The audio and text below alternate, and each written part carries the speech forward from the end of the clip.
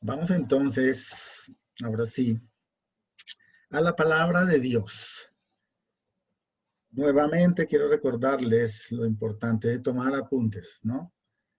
Debemos tener encima de nuestra mesa, nuestro escritorio, la Biblia, pero también ojalá un cuaderno o quizás una hoja y un esfero donde podamos tomar apuntes para no olvidar.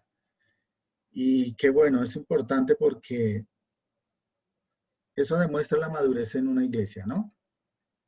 Porque no se trata solamente de tomar apuntes, sino de sacar el tiempo después para corroborar a la luz de la palabra de Dios que lo que está diciendo el pastor es cierto, o el maestro, o el predicador.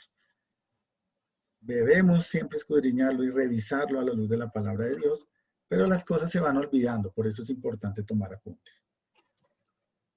Los invito por favor a que tomen sus Biblias. Vamos buscando en el Nuevo Testamento el Evangelio de Lucas, capítulo 2. Evangelio de Lucas, capítulo 2.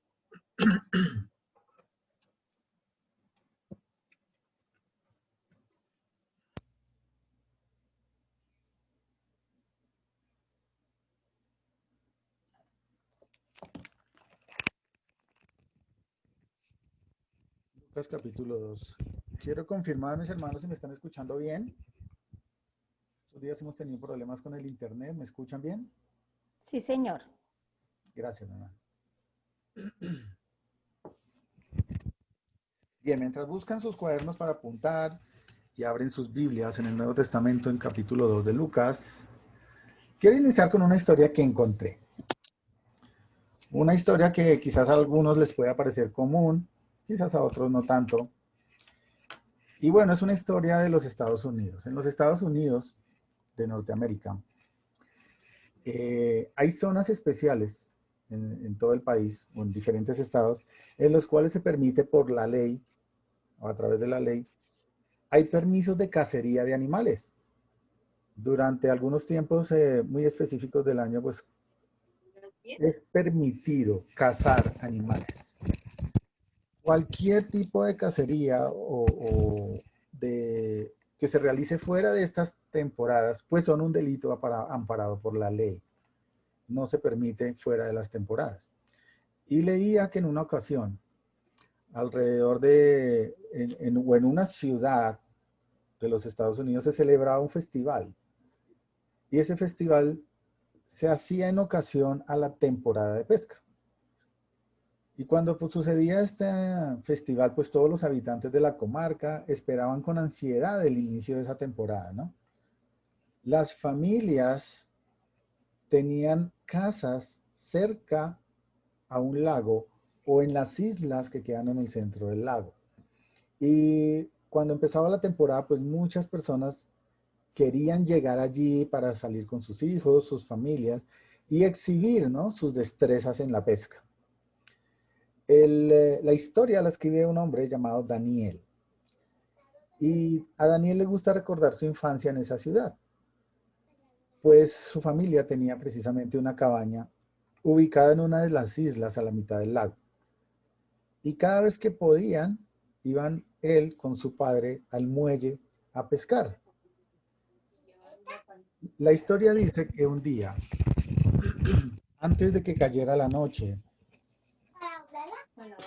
en vísperas a la temporada de pesca de róbalo, que era el animalito que pescaban allí, permítanme un segundo.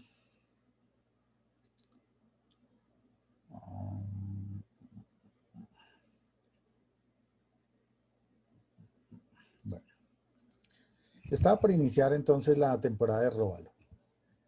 Y Daniel se fue con su padre antes de que anocheciera, la noche anterior a la temporada. Y fueron entonces en el atardecer Daniel junto a su padre hasta el muelle y los dos comenzaron atrapando pequeños peces. El anzuelo era cargado con lombrices. Ya muchos conocemos las típicas lombrices que se ponen en los anzuelos para pescar. Pero en un momento determinado, el padre de Daniel, antes de que lanzara el anzuelo, le cambió la carnada, quitó la lombriz y puso una pequeña mosca plateada. Daniel lanzó el anzuelo al lago. Ya había anochecido cuando de pronto se dio cuenta de que algo le jalaba la caña. Y su caña se empezó a doblar. Mientras su caña se doblaba y los ojos extrañados y maravillados de Daniel se abrían, pues su padre lo observaba con admiración, ¿no? Y, y veía cómo su hijo trataba de jalar y arrastrar con todas sus fuerzas a su presa. Finalmente, después de un gran esfuerzo sin la ayuda de su papá, logró levantar del agua muy cansado un pobre pez. Era un róbalo gigante, el más grande que Daniel había visto en su vida. En ese momento, mirando la sonrisa del niño, el padre de Daniel encendió un fósforo y miró su reloj. Eran las 10 de la noche. Faltaban 2 horas para que se abriera la temporada de pesca en esa ciudad.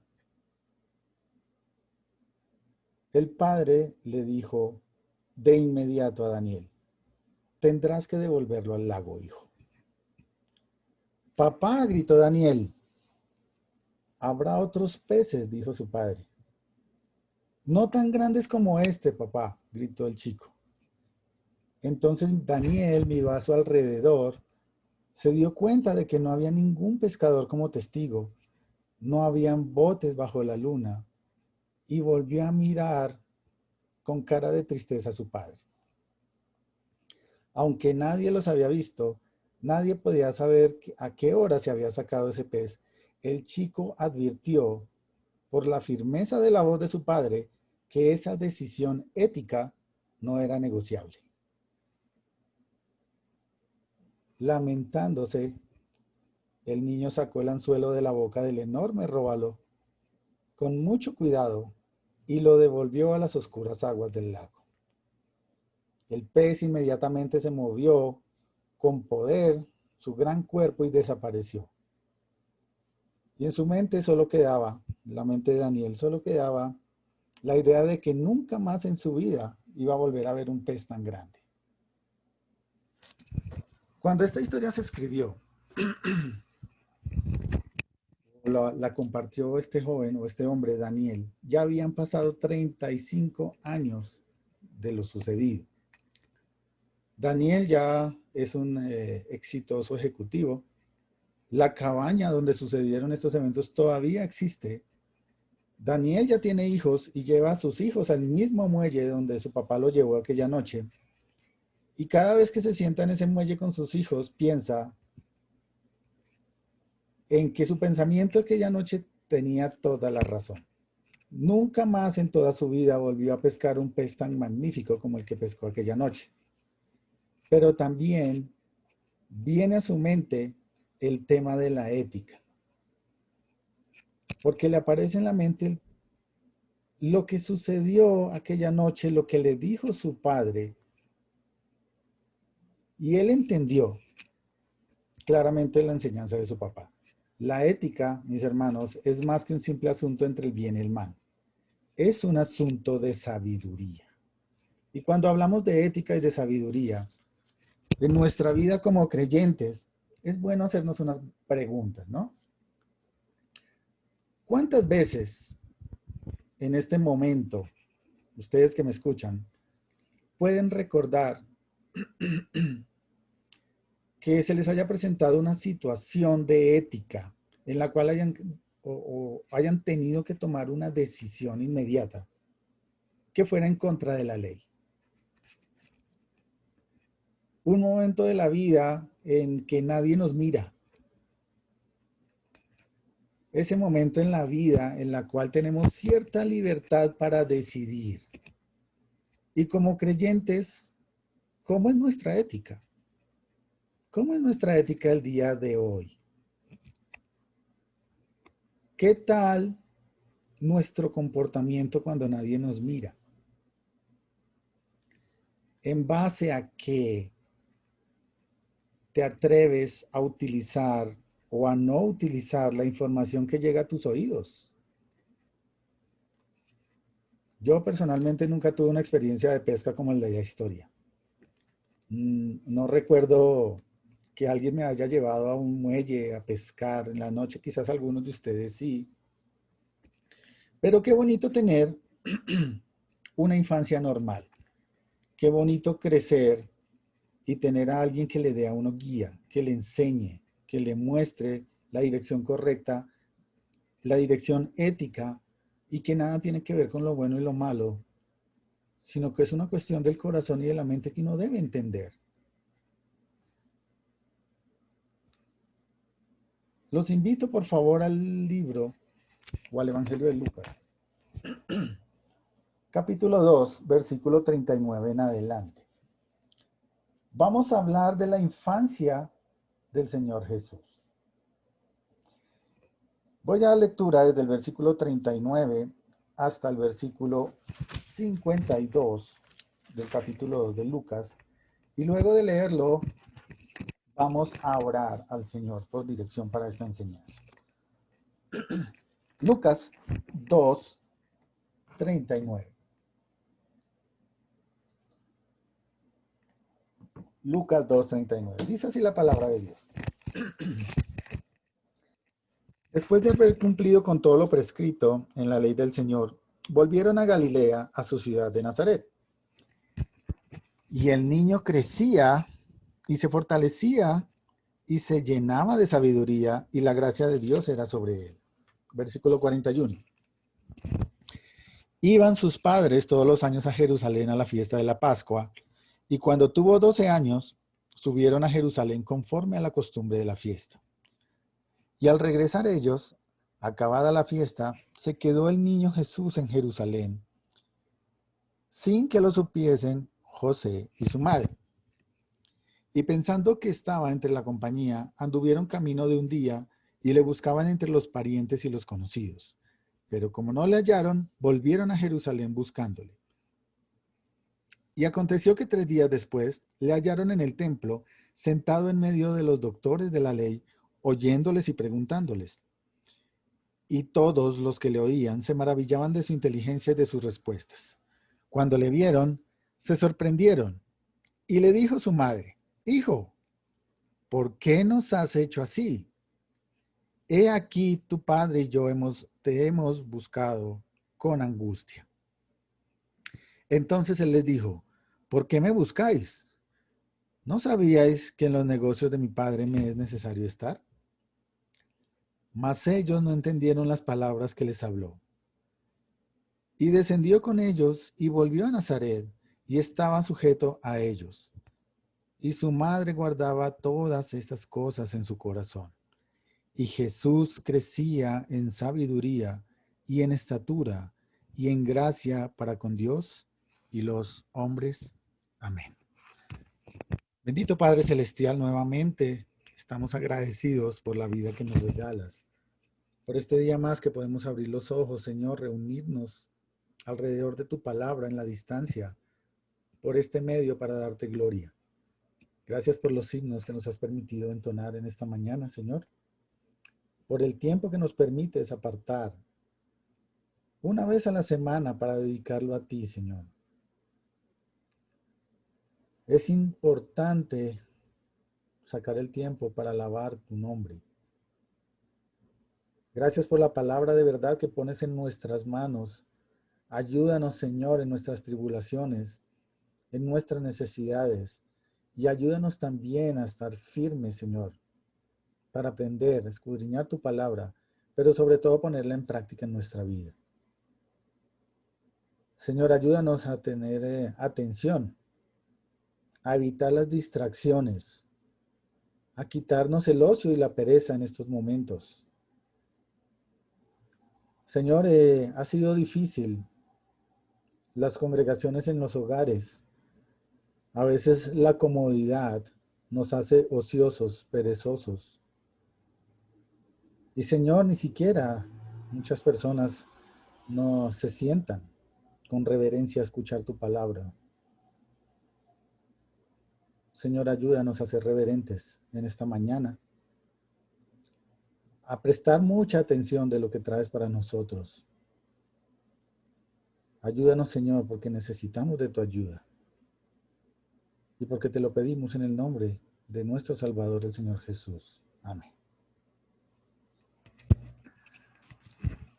Interesante esta historia de ética.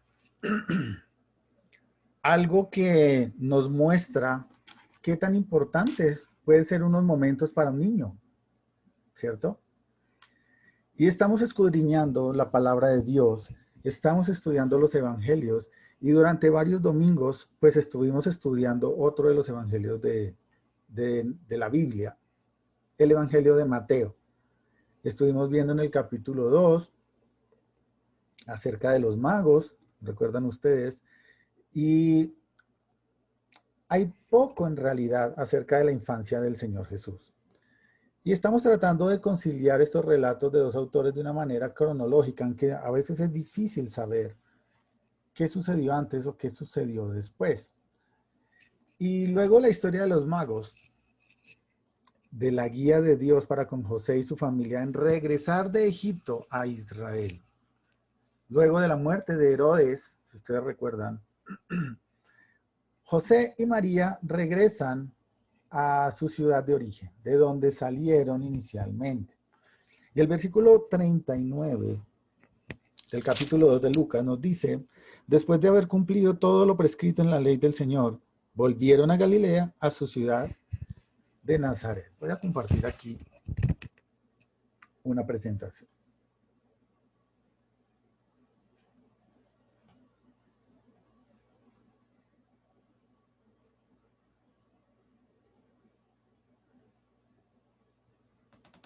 El título de la enseñanza es La infancia del Señor Jesús. Y en el versículo 39 se nos dice, o Lucas mejor, habla de nuevo acerca del cumplimiento de la ley de Moisés. Podemos decir por el contexto y lo que ya hemos leído en los versículos anteriores de Lucas, que ya hemos estudiado anteriormente, que los judíos piadosos cumplían con la ley de Moisés. Las personas que conocían la ley y que de verdad temían a Dios, cumplían con la ley de Moisés. Podemos decir que José y María, evidentemente, por lo que hemos visto hasta este momento, eran justos y piadosos. Ellos fueron parte de la infancia temprana del Señor Jesús para el cumplimiento de toda la ley. Pero podríamos preguntarnos en este momento, bueno, ¿y qué hay de la iglesia de hoy? ¿No es acaso en la iglesia de Cristo donde están los justificados y aquellos que deberían demostrar una vida de piedad? La Biblia, en segunda carta a los Corintios, capítulo 5, versículo 21, dice, al que no conoció pecado, por nosotros lo hizo pecado para que nosotros fuésemos hechos justicia de Dios en él.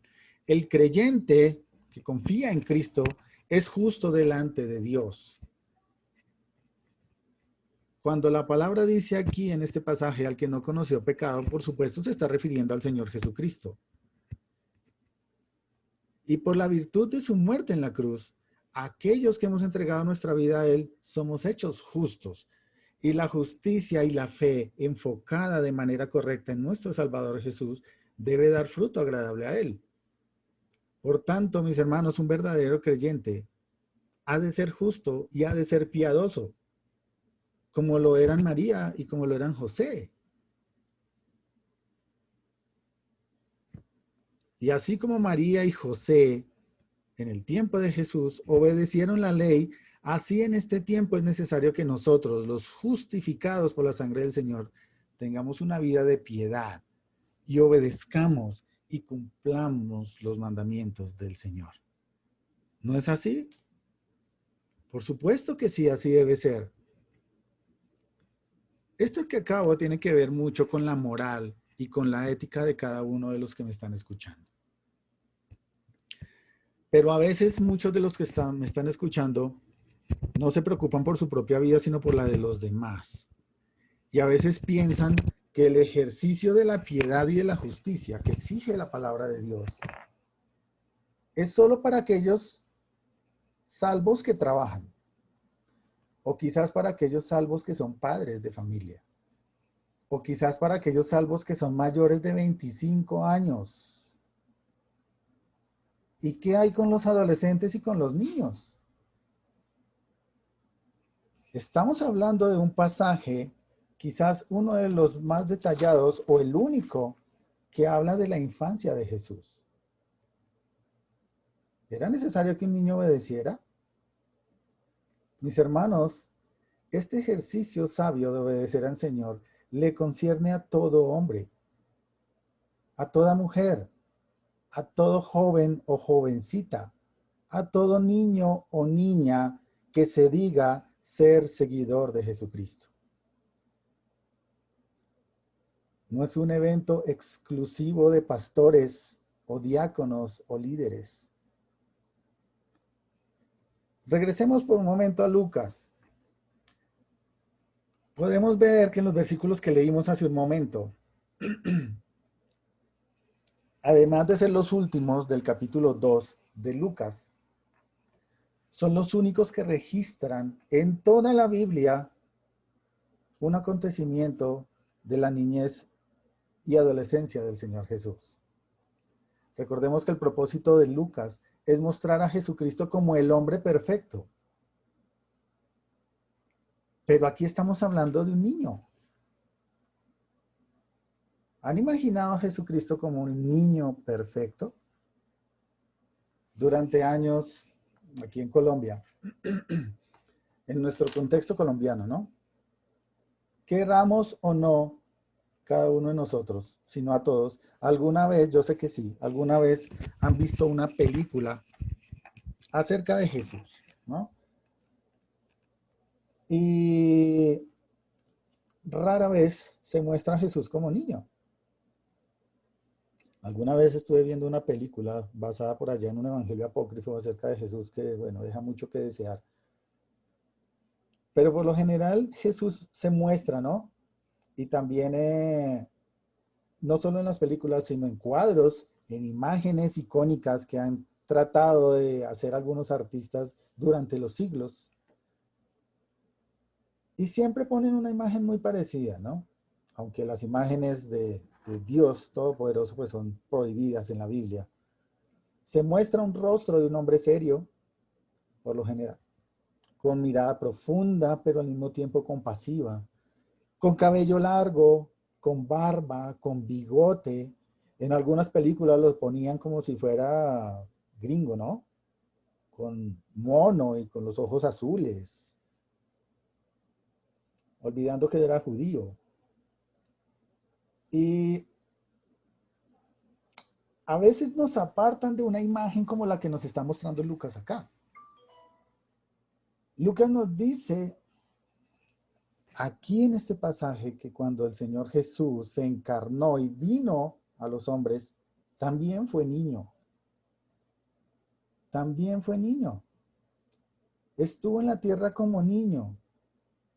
Y fue un niño normal, pero sin pecado. Piensen, por ejemplo, en el siglo I, en Galilea, ciudad de Nazaret. Imaginen un niño pequeño jugando frente a su casa en el suelo de piedra o de tierra, con su carita sucia, sus manos sucias. Está vestido con una túnica, su única túnica, y está manchada también quizás por la suciedad de estar jugando en el piso, ¿no? Quizás está jugando con algún juguete que sus padres le hubieran regalado. Por supuesto, no en Navidad, no había Navidad. ¿Puedes imaginar a este niño aprendiendo a caminar, dando sus primeros pasos? O quizás mencionando su primera palabra, que por supuesto no pudo ser el Sermón del Monte. Estaba aprendiendo a hablar. ¿Y qué tal cuando pensamos en travesuras de infancia? ¿O cómo le iría en el estudio al Señor Jesús? Algunos podrían preguntarse, ¿Jesús de niño estudió? ¿Tenía que aprender cosas siendo Dios? Pues Lucas nos ayuda un poco en esto en el versículo 40. El versículo 40 dice de la siguiente manera: y el niño crecía y se fortalecía y se llenaba de sabiduría, y la gracia de Dios era sobre él. Sabemos que el doctor Lucas, pues era médico, ¿no? Y en este pasaje, al igual que otros que están en el capítulo 1, podemos ver a Lucas con un ojo de médico pediatra. Fíjense la manera en que se refiere al Señor Jesús. La descripción o parte de esta descripción que hace Lucas acerca del niño Jesús ya había sido utilizado al referirse a Juan el Bautista en el capítulo anterior, en Lucas capítulo 1, versículo 80. Fíjense lo que dice allí Lucas en cuanto a Juan el Bautista. Lucas 1:80 dice, y el niño crecía y se fortalecía en espíritu, y estuvo en lugares desiertos hasta el día de su manifestación en Israel. Bien vale la pena examinar este versículo 40 y extraer 4 características. Vamos a extraer 4 características de la niñez del Señor Jesús. En primer lugar, el versículo comienza diciendo, y el niño crecía. El niño crecía. En el griego, la palabra crecía simplemente significa que le era añadida estatura. Es decir, físicamente su estatura aumentaba. Era más alto, más fuerte. ¿Han visto a un niño crecer? ¿Recuerdan su adolescencia cuando se pegaron el estirón que llamamos nosotros? Cuando se estiraron, empezaron a crecer. Muchos niños se preocupan a cierta edad cuando ya están muy pequeñitos y ven a sus compañeros de colegio midiendo el doble de estatura. Y cuando vemos que un niño crece, su estatura aumenta, pues es una evidencia normal de una condición saludable de un niño normal. Juan el Bautista, que tan solo le llevaba 6 meses al Señor Jesús, seguramente también junto con otros niños de su edad, fueron creciendo como niños normales, como un humano normal. No sé ustedes, pero en mi casa yo recuerdo que por un tiempo, cuando vivíamos en Bogotá, hacíamos las marcas de crecimiento al lado de la puerta como se ven a veces en unas películas, ¿no? Y hace tiempo, yo me acuerdo cuando parábamos a mi hijo mayor junto a la puerta y le poníamos una regla en la cabeza, ¿no? Y donde marcara ahí en la pared, ahí hacíamos la rayita en la pared. Y de esta manera podíamos saber si estaba creciendo o no. Pero también recuerdo las visitas al médico pediatra, cuando examinaba a mis hijos mientras les hacían juegos, ¿no? Él tenía una habilidad especial en jugar con el niño mientras lo examinaba. Ellos disfrutaban estar en el médico, pero nosotros como padres, junto con mi esposa, nos preocupábamos por su estado de salud, por su peso, por su estatura. Y recuerdo muy bien una ocasión cuando el médico nos hizo, o mejor hizo, cara de preocupación, ¿no? Y luego de revisar a nuestro hijo nos dijo que no estaba creciendo como debía, que sus manitas eran más pequeñas de lo que debían ser. Y con esta noticia, a pesar de que mi hijo estaba feliz, pues nosotros nos preocupamos, por supuesto. Luego de algunos exámenes a los huesos, radiografías y otro tipo de cosas, bueno, el médico nos tranquilizó un poco al decirnos que tenía reservas óseas, que no estaba creciendo de acuerdo a su edad, pero que iba a crecer, que no había problema. Finalmente, a la fecha, como ustedes bien saben, mis hijos ya han crecido, ¿cierto? Ahora la preocupación de mi esposa y mía es porque algunos no dejan de crecer, pero damos gracias a Dios por eso. Y regresando al relato de Lucas, seguramente José y María les sucedía algo similar. No sé si algunos dicen que Lucas era médico pediatra realmente. No lo sé. La Biblia no lo especifica. Pero sin entrar en más detalles, el doctor Luca nos revela la primera característica del Señor Jesús teniendo una infancia normal. Y esa característica es que el Señor Jesús crecía físicamente. Y es alentador notar que Lucas no menosprecia la parte física del Señor. ¿No es el cuerpo humano acaso una obra maestra y divina en su origen, en su composición y en su desarrollo? ¿Recuerdan ustedes en Génesis capítulo 1, versículo 26, donde dice, entonces Dios dijo, hagamos al hombre a nuestra imagen conforme a nuestra semejanza? Dios es el diseñador y el creador del cuerpo humano. El Señor Jesús, cuando nació en la tierra, estaba en un cuerpo humano, creado por Dios, compartiendo las mismas debilidades. Por ejemplo, Juan capítulo 4, versículo 6, ¿cierto? Nos dice, y estaba allí en el pozo de Jacob, entonces Jesús cansado del camino, un hombre normal, un ser humano. Lucas 4, 1, 2 dice, Jesús, lleno del Espíritu Santo, volvió al Jordán y fue llevado por el Espíritu al desierto por 40 días y era tentado por el diablo. Y no comió nada en aquellos días, pasados los cuales tuvo hambre. Tuvo hambre y muchas personas, sobre todo incrédulos, dicen, ¿qué tiene que ver esto? ¿No dicen que Jesús es Dios? ¿Cómo así que tuvo hambre? Pues Dios se despojó voluntariamente y vino para conocer nuestras debilidades, experimentarlas. Juan 11, 33, 35 dice, Jesús entonces al verla llorando y los judíos la acompañaban también llorando, se estremeció en espíritu, tuvo sentimientos humanos, se conmovió, dice la palabra de Dios. Y más adelante está este versículo increíble, Jesús lloró. Jesús lloró. Jesús sintió hambre, sintió angustia. ¿Y qué me dicen de ese pasaje increíble en Juan, cuando se describe que el Señor Jesús comenzó a sudar sangre cuando estaba orando en el Monte de los Olivos, ahí en Getsemaní? Y esto no es un lenguaje poético, sino es una condición médica muy conocida que se llama hematidrosis, muy humana y muy real. Un estado de angustia tal que le hacía sudar gotas de sangre. Mis hermanos, Lucas nos muestra que el Señor Jesús creció como un niño normal, que el Señor Jesús iba a necesitar cierta medida de fortaleza física, y esto no solamente para aprender a levantar y utilizar las herramientas de carpintería que su padre le enseñaría a utilizar, sino también para llevar a cabo su ministerio terrenal.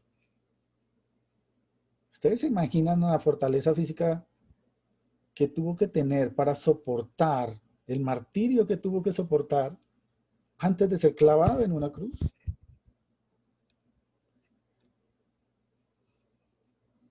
Y siendo Dios lo soportó. Se expuso a esto. La pregunta para cada uno de nosotros, y que debe llegar a lo más profundo de nuestra mente, es, ¿cómo estás físicamente?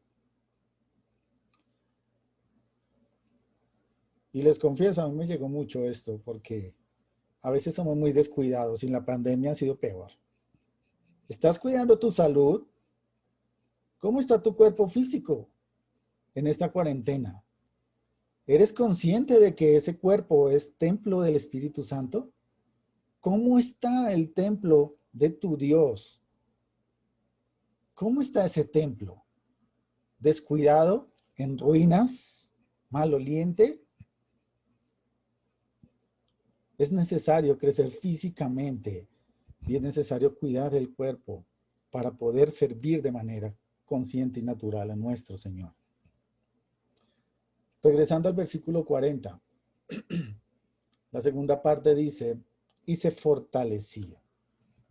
Y se fortalecía. Esta palabra en el griego es la palabra krataio, que significa aumentar el vigor o fortaleza, pero no necesariamente física o muscular, sino más bien espiritual. Si leemos de nuevo el versículo 80 del capítulo 1, que habla de Juan, que está aquí en su pantalla en la parte de abajo, fíjense que utiliza las mismas frases Lucas. Y el niño crecía y se fortalecía, pero añade algo. Se fortalecía en espíritu, en espíritu. Y de acuerdo al contexto y de lo que hemos estado leyendo, cuando Lucas escribe esto en el capítulo 2, versículo 40, también tiene un contexto espiritual. Y uno se preguntaría, bueno, estamos hablando de Jesús siendo niño. ¿Cómo le sucedía un crecimiento espiritual a un niño normal en el tiempo de Jesús? Bueno, déjenme contarles que indagando un poco acerca de cómo era el asunto con los niños en aquel tiempo, los niños judíos a la edad de 5 años iniciaban su entrenamiento en la ley. Asistían a clases con tutores que les instruían y les ayudaban a ser fortalecidos en su fe y en su crecimiento espiritual a partir del conocimiento de la palabra de Dios. Recordemos que estamos en el siglo I, el Nuevo Testamento que estamos leyendo ahorita no existía. Para ellos toda la palabra de Dios era el Antiguo Testamento, la ley y los profetas.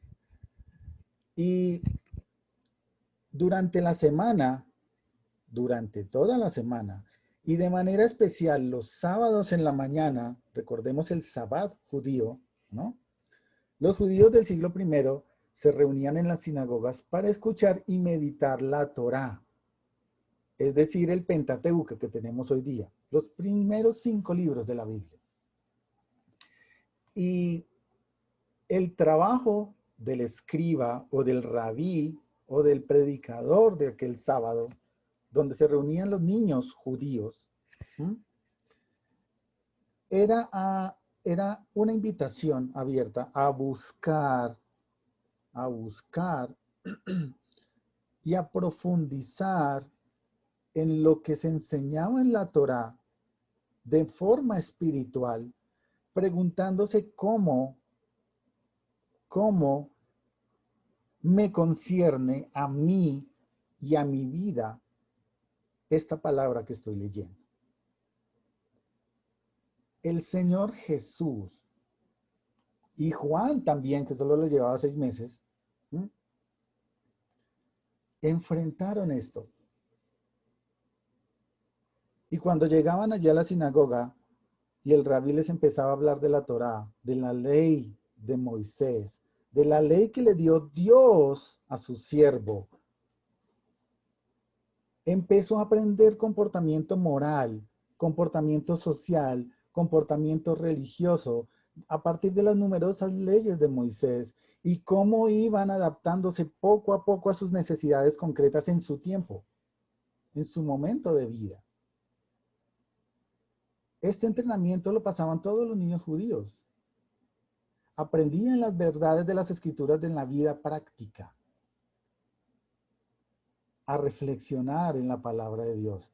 Saben, muchos creyentes, y me ha pasado, se molestan con el solo pensar o escuchar que uno les diga que Jesucristo, siendo Dios, tuvo que estudiar y aprender durante su niñez.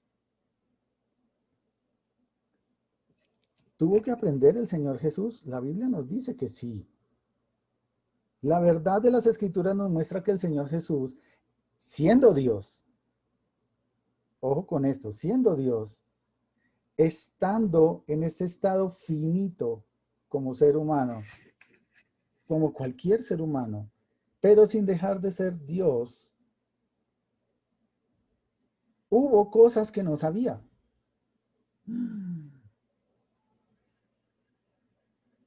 Jesús hubo cosas que no sabía cuando era hombre en la tierra. Fíjense en estos pasajes. Mateo 24:36.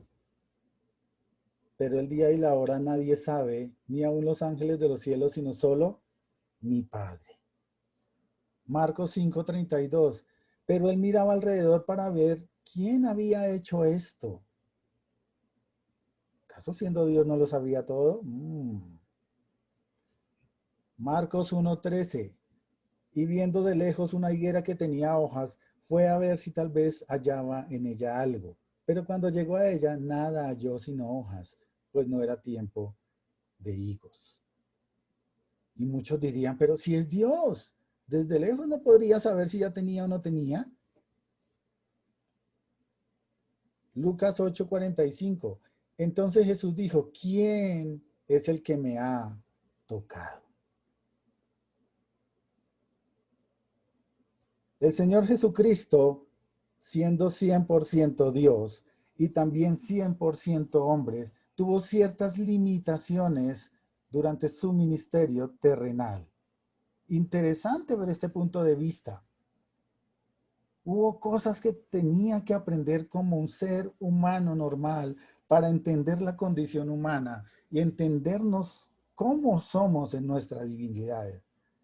Y qué importante es entender estos dos aspectos que nos muestra Lucas acerca de la niñez del Señor Jesucristo, como un niño normal que en primer lugar crecía físicamente y en segundo lugar era necesario que fuera fortalecido espiritualmente. Y así como la pregunta de crecer físicamente para nosotros es cómo estamos creciendo físicamente, cómo está nuestro templo o el templo del Espíritu. La pregunta en este aspecto es, ¿estás creciendo y fortaleciéndote espiritualmente? Y no le hablo solamente a los creyentes de años, también le hablo a los creyentes de hace poco tiempo. Le hablo a los jóvenes, a las jovencitas, a los adolescentes. ¿Estás fortaleciéndote espiritualmente? ¿Estás aprendiendo ética y reglas morales a partir de la palabra de Dios? ¿Estás aprendiendo a actuar como un hijo de Dios? En otras palabras, todo esto lo podemos entrar en una palabra que se llama discipulado. ¿Estás siendo discipulado por alguien o estás discipulando a alguien? ¿Cómo está tu fortalecimiento espiritual? Cuidado, mis hermanos, porque puede sonarles muy suelto, pero el príncipe de este mundo no está ocioso, sentado ahí esperando a ver si tú quieres o no quieres. La Biblia nos dice que él está acechando como león rugiente todo el tiempo, todos los días, en todo momento, buscando a quien devorar. Mirando qué niño espiritual no le importa fortalecerse o no está fortalecido espiritualmente y ¡zas! Darle su zarpazo de maldad, hacerle perecer. La infancia del Señor Jesús tuvo que ser igual a la de otros niños en su tiempo. Y no solo me refiero a las clases de la sinagoga. Piensen, por ejemplo, en un momento en sus vidas, cuando estaban jugando, digamos, cerca o al frente de su casa, con amigos de infancia, los cuales le incitaban a ustedes a que hicieran algo indebido. Quizás en medio de una charla sus amigos empezaban a decir palabras vulgares,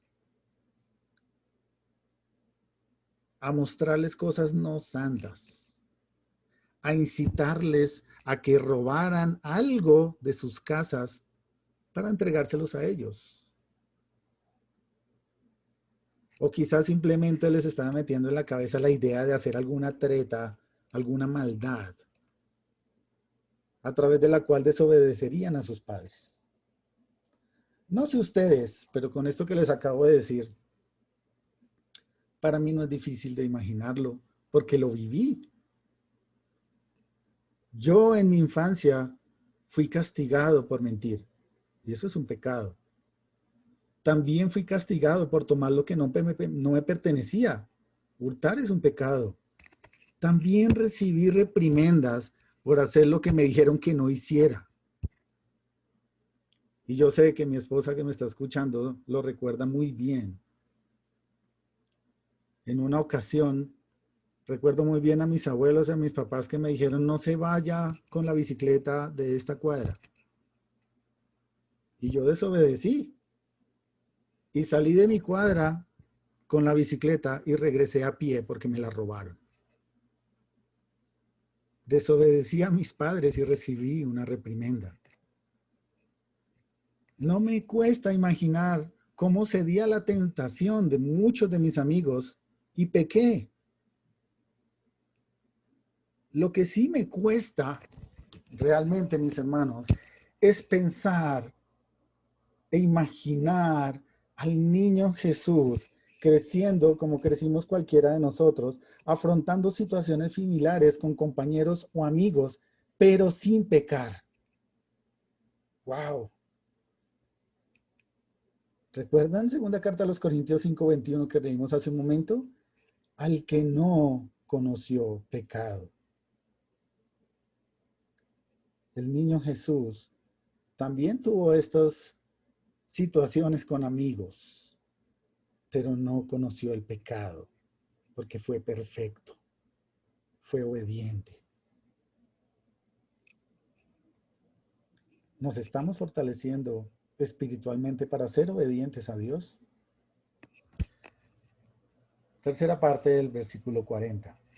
Y se llenaba de sabiduría.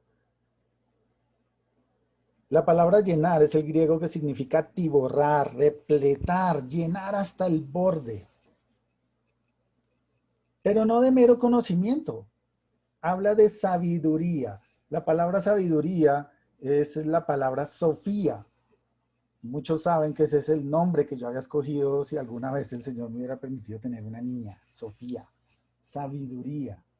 Pero ¿cómo escasea ese Sofía, esa sabiduría en la vida del creyente? Y eso es una triste verdad. ¿Saben por qué? Porque la sabiduría hoy día, especialmente en la juventud creyente, se confunde con gran facilidad con el conocimiento. Y es que en términos humanos la sabiduría es una cualidad atribuida al que posee gran conocimiento, ¿no? Y dicen que la sabiduría se desarrolla con el tiempo, con experiencias, con observación, con reflexión. Pero en términos bíblicos, mis hermanos, la sabiduría tiene otro contexto más profundo. Por un lado, la sabiduría de Dios es un atributo absoluto que solo Dios posee. Romanos 16:27 dice al único y sabio Dios.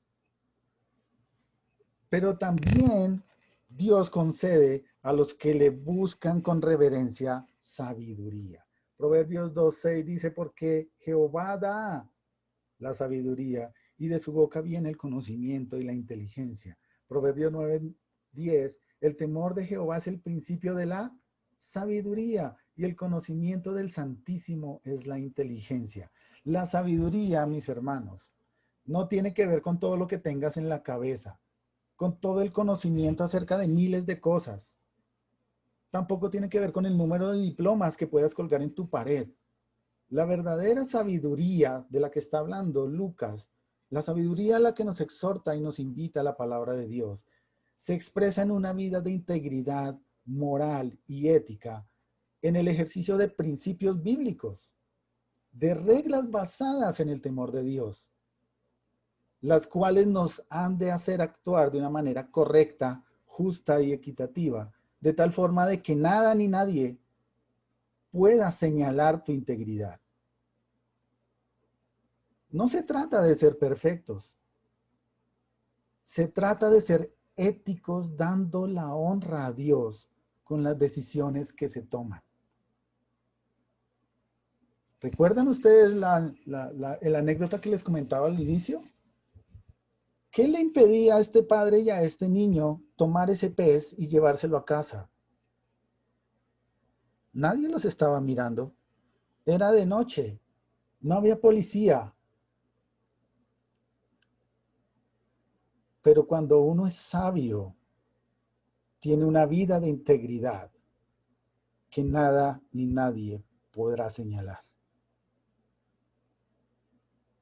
La enseñanza de este padre a este niño fue fundamental. Fue sabia. fue una enseñanza de sabiduría. Aún no ha iniciado la temporada. No es tiempo para que nos llevemos ese pez. Debes devolverlo. No es tiempo para que te goces escuchando vulgaridades. No es tiempo para que estés perdiendo el tiempo viendo cosas que no te edifican y que van en contra de la santidad. ¿Qué hacemos cuando nadie nos ve? Encontraba en un blog hace algún tiempo varias reglas fáciles, y hablo a los padres especialmente, reglas fáciles para conseguir que tu hijo sea un delincuente. Reglas fáciles para conseguir que su hijo sea un delincuente. Primera regla: comience en la infancia dándole todo lo que quiera. Ese niño crecerá creyendo que el mundo entero tiene obligaciones para con él. Segunda regla: ríase cuando dice palabras sucias. Esto le hará pensar que él es muy gracioso y lo que dice es muy chistoso. Tercera regla: nunca le dé enseñanza espiritual. Espera que él tenga 18 años y que decida por sí mismo. Cuarta regla: evite la palabra equivocado, porque esa palabra puede desarrollarle un complejo de culpabilidad al niño. Esto le llevará a creer después, cuando es arrestado por robar un automóvil, que la sociedad está en contra de él y le persiguen injustamente. Quinta regla: recoja todo lo que él deja tirado por todas partes. Zapatos, calcetines, juguetes, libros. Recójaselo. Haga usted todo lo que él debería hacer para que crezca pensando que puede tirar siempre las responsabilidades sobre los otros. Permítale leer, sexta regla, permítale leer cualquier cosa que caiga en sus manos. Sea muy cuidadoso de que las cucharas y los vasos estén siempre bien limpios, pero no se preocupe si su mente se revuelca en la basura. Séptimo punto: discuta frecuentemente con su cónyuge en presencia de sus hijos. Así no se sorprenderá cuando un día el hogar quede destruido. Octavo punto: dele a su hijo todo el dinero que quiera. Nunca le permita ganárselo por sí mismo, pensando que ¿por qué tu hijo tiene que sufrir como tú sufriste? Mis hermanos, por supuesto, estas son reglas fáciles para conseguir que su hijo sea un delincuente. Y cuando volvemos a Lucas y pensamos un poco, yo me sorprendo. O diría yo en mi mente, debió ser algo realmente sorprendente, admirable, haber conocido y ser amigo de Jesús en su adolescencia. Wow. Solo imaginar las palabras que en medio de cualquier situación que pudiera ocurrir o que pudimos haber experimentado en nuestra juventud, a los 18 o a los 15 años, escuchar a Jesús debió dejarlo a uno boquiabierto. Qué hermoso conocer a Cristo en juventud. Yo ya no era tan joven cuando conocí al Señor, ya tenía 21 años. Y recuerdo muy bien que los primeros libros que me cautivó cuando llegué a los pies de Cristo fue el libro de Eclesiastés. En algún momento de mi vida intenté memorizarlo por completo. Son 12 capítulos. No esperé que me dijera algún maestro, algún pastor, hubiera un concurso, no. Me llamó la atención y quise memorizarlo. Y hoy día ya no recuerdo la mayoría. Es algo que vale la pena repasar. Pero con firmeza se grabó en mi mente cuando tenía 21 años el capítulo 12, que aparece aquí en sus pantallas. Y especialmente el versículo 1. Eclesiastés 12:1, donde dice, acuérdate de tu Creador en los días de tu juventud, antes que vengan los días malos y lleguen los años en los cuales digas, no tengo en ellos contentamiento. Y el pasaje nos sigue mostrando que no vamos a ser niños toda la vida, que tenemos que madurar, que tenemos que aprender, que tenemos que esforzarnos, porque vamos a morir. Fíjese lo que dice el versículo 6 y 7. Antes que las cadenas de plata se quiebre y se rompa el cuenco de oro y el cántaro se quiebre junto a la fuente y la rueda sea rota sobre el pozo y el polvo vuelva a la tierra como era y el espíritu vuelva a Dios que lo dio. ¿Qué esperas para acordarte de tu Dios? ¿Morir?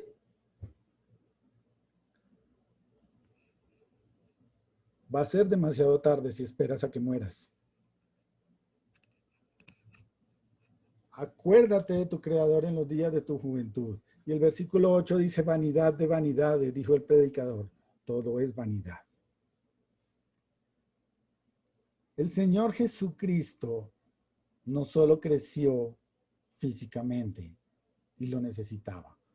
El Señor Jesucristo se fortaleció espiritualmente, lo cual le dio ética y entendimiento en la palabra de Dios. Pero también el Señor Jesús, dice la palabra de Dios, se llenaba, se colmaba la mente de verdades bíblicas para saber ponerlas en práctica de manera correcta, en el tiempo correcto, en el momento correcto, de acuerdo a lo que necesitaría su ministerio. Seguramente cuando un amigo le dijo, oye, sácate un pan de la casa de tu mamá sin permiso y me lo regalas que tengo hambre.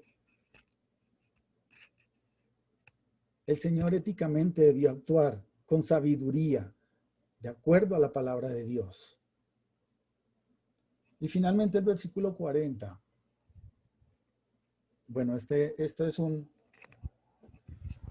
invitación. ¿Quieres entender sabiduría de Dios? Léete todos los libros poéticos. Job, Salmos, Proverbios, Eclesiastés, Cantar de los Cantares. Fíjense cómo empieza Proverbios.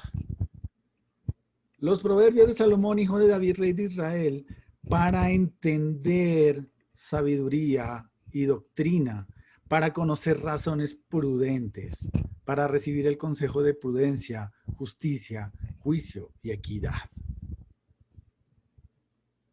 Sabiduría. Sabiduría, aprende sabiduría, entiende sabiduría, ejerce sabiduría, porque es más valiosa que cualquier cosa que tú pienses que tiene valor en el mundo, más que el oro, más que la plata, más que las casas, más que los carros, más que los títulos. Adquiere sabiduría, nos dice la palabra de Dios. Y la última parte del versículo 40 dice, y la gracia de Dios era sobre él. La palabra gracia que aparece allí es la misma palabra gracia que aparece en Efesios 2:8. Efesios 2:8, donde dice, porque por gracia sois salvos por medio de la fe, y esto no de vosotros, pues es don de Dios.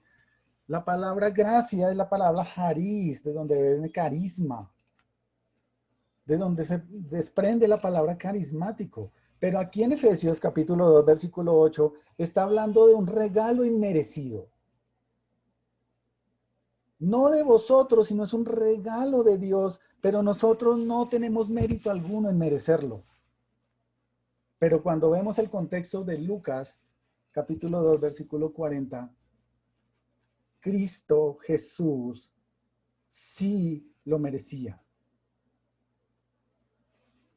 Cristo Jesús tiene mérito completo en que esa gracia estuviera sobre él. La palabra dice, ahí en el versículo 40, que la gracia de Dios era. Esa palabra era significa derramado por completo sobre aquel que lo merece. plenamente. La gracia infinita de Dios el Padre cubría el mérito bien merecido del Señor Jesús por la obra que haría en la cruz. Era su Hijo amado. Era Dios con nosotros. Con todo esto, mis hermanos, para finalizar, podemos tener estas aplicaciones. En primer lugar,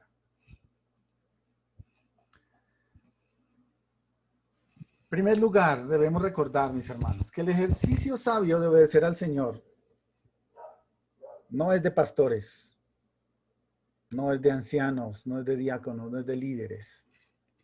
El ejercicio de obedecer a Dios debe concernirle a todos, cada uno de nosotros, hombres, mujeres, niños, jóvenes, jovencitas. Todo aquel que se diga seguidor de Cristo debe obedecer a Dios.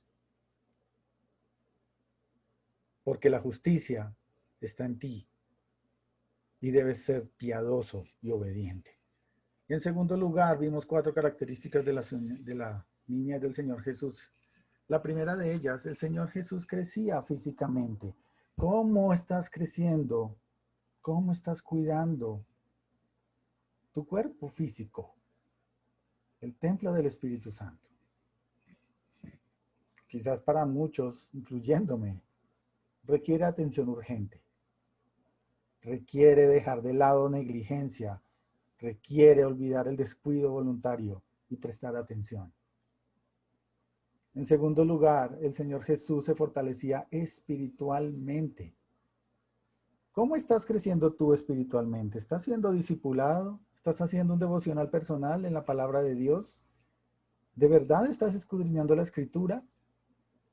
¿O también estás siendo negligente? En tercer lugar, el Señor Jesús se llenaba de la sabiduría de Dios. Eso era una sabiduría mental, una sabiduría práctica. La verdadera sabiduría se expresa en una vida moral e íntegra, equitativa, donde nadie te puede señalar ni cuestionar tu integridad. Y en tercer lugar, aprendemos que el Señor Jesucristo fue un niño normal, tuvo un crecimiento normal, pero además de eso sabemos que era Dios, hecho hombre.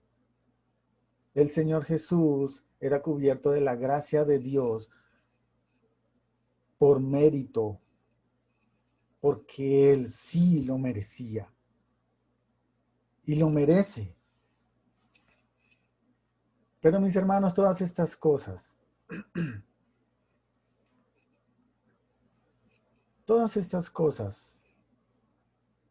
en nosotros, para nosotros como seres humanos, pecadores, apartados de Dios, pueden llegar a través y solamente a través de la palabra de Dios. Ese crecimiento espiritual lo podemos conseguir con la ayuda del Espíritu Santo, pero si no estamos en Cristo, no tenemos el poder del Espíritu Santo. Esa conciencia de que debemos cuidarnos físicamente, porque el Espíritu Santo está en nosotros, también depende si somos creyentes o no. La sabiduría de Dios, la palabra de Dios dice que la regala, la obsequia, la da a aquellos que la procuran en obediencia a Él. Si no tienes una relación personal con Cristo, ¿cómo quieres ser sabio? Y el Señor Jesús, además de esto, por misericordia, derrama de su gracia sin merecerlo sobre cada uno de los que a bien tenemos proceder al arrepentimiento. Porque como dice Juan 3:16, de tal manera amó Dios al mundo, que ha dado su Hijo unigénito, para que todo aquel que en él cree no se pierda, mas tenga vida eterna. Nazca de nuevo. Cuando tenemos la gracia de Dios, tenemos el poder del Espíritu de Dios, que nos ayuda a crecer, a fortalecernos espiritualmente y a llenarnos de sabiduría. Que el Señor nos ayude con todo esto, mis hermanos. Oremos. Padre Celestial, gracias. Gracias por este pasaje que podemos estudiar el día de hoy, Señor. Hay tantas verdades, tantas cosas que escudriñar. Apenas esto es un abrebocas de todo lo que tu palabra nos enseña acerca de la sabiduría, de la ética, de la necesidad de crecer, de fortalecernos espiritualmente, de tener sabiduría mentalmente. Ayúdanos, Señor, especialmente a la juventud de nuestra congregación, a los jóvenes a ser humildes, a tener en su mente que no lo saben todo, que hay mucho por aprender, pero que no es suficiente llenarse de conocimiento, de títulos, de libros escritos por hombres, sino que más valioso que todo eso, incluso que el mismo oro, es tu sabiduría. Señor, yo te ruego por los jóvenes de nuestra iglesia, jóvenes en edad y jóvenes espiritualmente, para que tú les exhortes desde lo más profundo de sus corazones y sus mentes, para que escudriñen tu palabra con ese anhelo de aprender, de conocerte, de apropiarse de todas las verdades y sabidurías que tú tienes allí para nosotros. Señor, ayúdales a madurar, ayúdales a ser fuertes espiritualmente, ayúdales a ser rectos y justos moralmente, ayúdales en su vida desde ya, en su formación como personas que están creciendo. Ayúdales a tomar decisiones correctas, pensando en que sean de honra para ti, Señor, y para tu nombre. Y no pensando en agradar a otras personas, en ser aceptos por los hombres, por los seres humanos, en lo cual no hay mérito alguno, Señor. Gracias por esta salvación tan grande que nos has regalado, por hacernos entender que no la merecíamos, como sí la merecía el Señor Jesús. Pero aún así, en tu misericordia y en tu amor te has acordado de nosotros, y a bien has tenido, Señor, cubrirnos con tu gracia poderosa,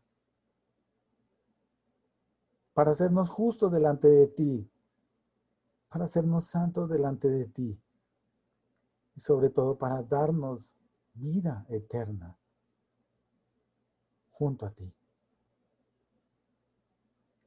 Bendito Señor, ayúdanos a crecer, ayúdanos a fortalecernos, llénanos de sabiduría, y Señor, que tu gracia se manifieste en nuestras vidas, a través de nuestra vida, en nuestra familia, en nuestros hogares, en aquellos que nos conocen. Ayúdanos a ser más como tu Hijo, Señor, porque te lo pedimos en el nombre de Cristo Jesús. Amén.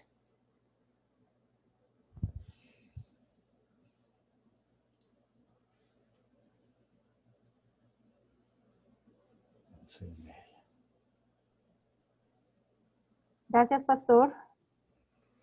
Ustedes, mis hermanos, muchas gracias por este tiempo. No se les olvide, mis hermanos, Gracias. no olviden inscribirse a la reunión anual. 14 participantes. Mañana, siempre fueron, que nos escucharon. Mañana 12:30. Aquí vamos a ver. Dios les bendiga, mis El hermanos. 13.